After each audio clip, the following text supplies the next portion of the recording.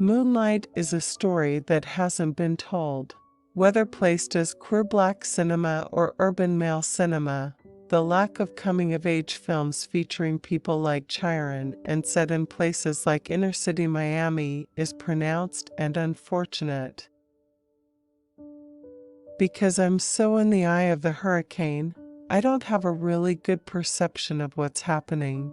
I'm in a room talking to people, and that's all I know. But sometimes I go out of these rooms. I live in LA, and every now and then, maybe twice a week, I'll be somewhere, and someone will say, "Hey, are you the guy that made Moonlight?" As a writer, a blank page will humble the hell out of you. It always does, and it always will.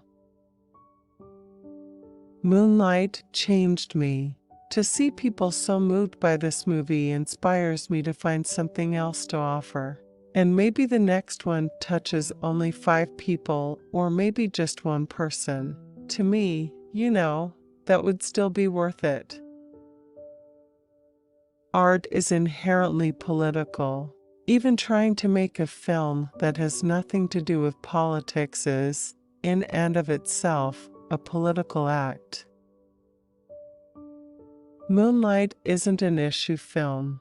It's not about addiction. It's not about sexuality. It's not about identity.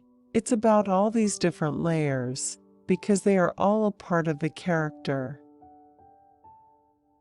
Not all my work features black actors. I mean, it's funny. Someone was reading back to me all the languages that have appeared in my films, whether they were shorts or features. They span Arabic, French, Mandarin, Cantonese, all kinds of languages. I think it's really cool. Sometimes, how you ingest this idea of masculinity as projected onto you by the world could be the difference of life and death. It's interesting because I think class is a heavy part of Moonlight, and I think, in a certain way, through the sum of all these parts, it's become a commentary on the Black experience in America. I think it's really important to reinforce people that their lives have value, that their lives have worth. Filmmaking is a very privileged art form. It costs a lot of money to make these things. I just came back from my hometown, making a movie about a kid who grew up just like me, and it was financed by white people in New York. Personally, I can't be angry. In my personal experience, the support was there. At school, filmmaking had been the most beautiful thing that ever happened to me. Then I get to LA, and it's this whole other thing. I checked out. Growing up, I wasn't the most vocal kid in the world. I feel like I learned through observation, and usually, when you're watching things, you're not speaking. That sort of metastasized in a way that I began to participate less and less in the world. To me, no matter who you're casting for what role, if something's authentic, usually you can mine something good there. It used to be that watching a film was a very special occasion, the same way flying was. Before, if you took a flight from New York to LA, most of the windows would be open. Now, we get on planes and we just close them because we're so used to what it feels like. I think the same thing has happened with cinema. There's nothing in Hollywood that's inherently detrimental to good art. I think that's a fallacy that we've created because we frame the work that way too overtly. This is Hollywood. This isn't Hollywood. It's like, no, this is actually all Hollywood. People are just framing them differently. I'm always about, what is the most productive version of what I'm putting into the world?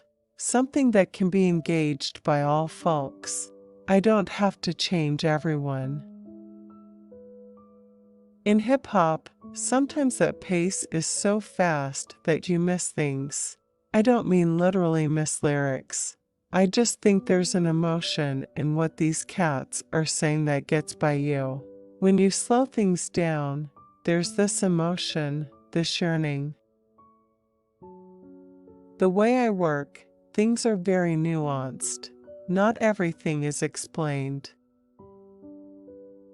Cinema is a little over 100 years old, and a lot of what we do is built around film emulsion. Those things were calibrated for white skin.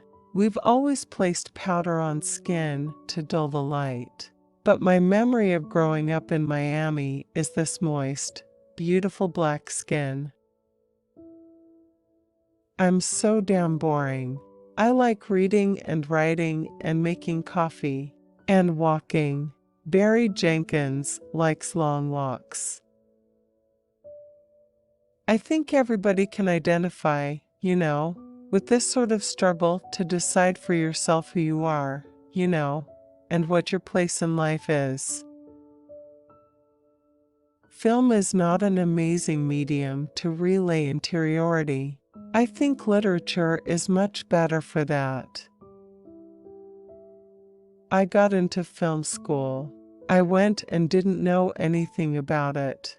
Over the course of 2 years, I got good at it. I had a brief moment where I wasn't sure if I could do it.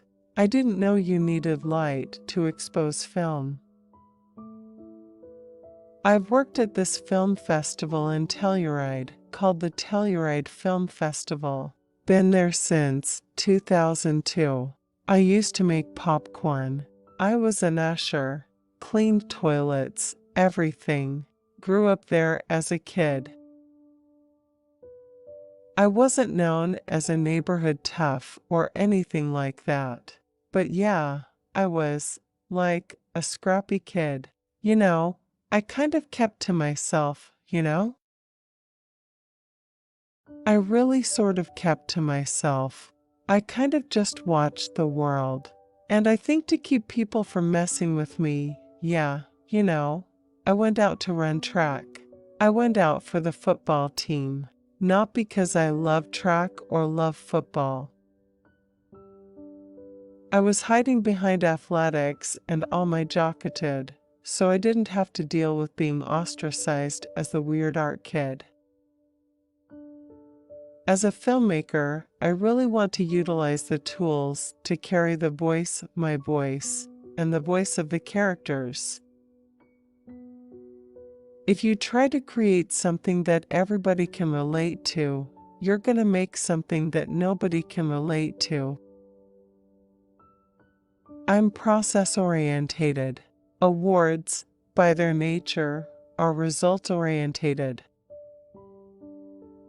Making films, it gave me a voice, legitimately saved me.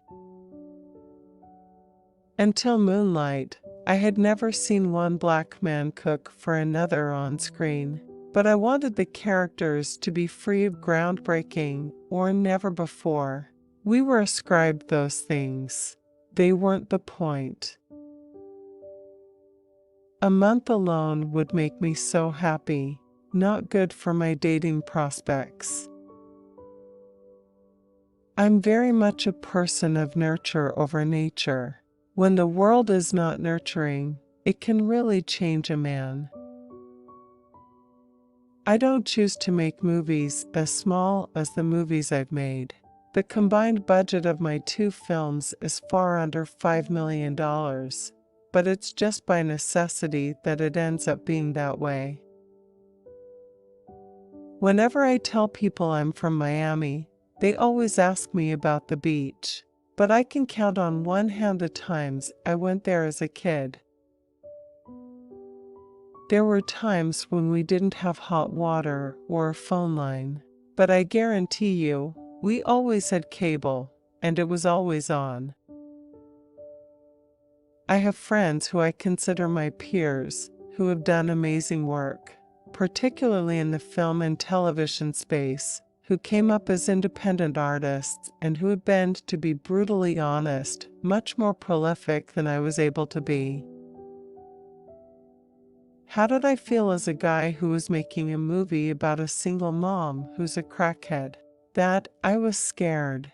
I mean, it was scary, but part of that's because it was so personal and real to me. We are carrying these images out into the world, and we can't control how people contextualize those images, no matter how virtuous our aspirations and our intentions are. As a filmmaker whose first film was made with the DIY tools of digital cinema, I love how the democratization of the filmmaking process and platforms like YouTube enables people to tell stories that in previous generations simply could not be told. As a person of color from the South, San Francisco was the first city that really made me feel like another. I used to be obsessed with race.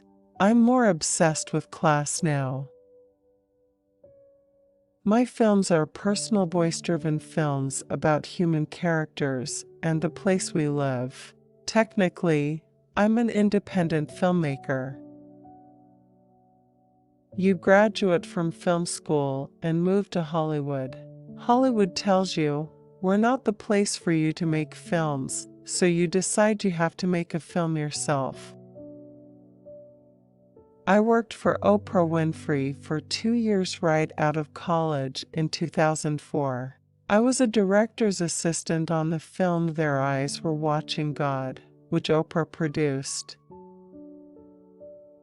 I grew up really poor and have always been the type of person who will work earlier or work harder or more than the other person to even the playing field. My first job was cutting grass. In Miami, this grass grows everywhere. You just get the lawnmower out, walk down the neighborhood, cut grass. I didn't really want to be a filmmaker growing up. Other than Spike Lee's movies, I would think, where is a place for me?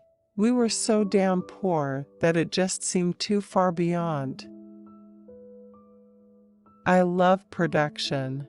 I could do it 365 days a year. Post is different. It's just too slow, and everything is very finite.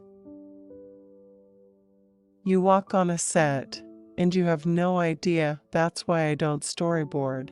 It's all possible.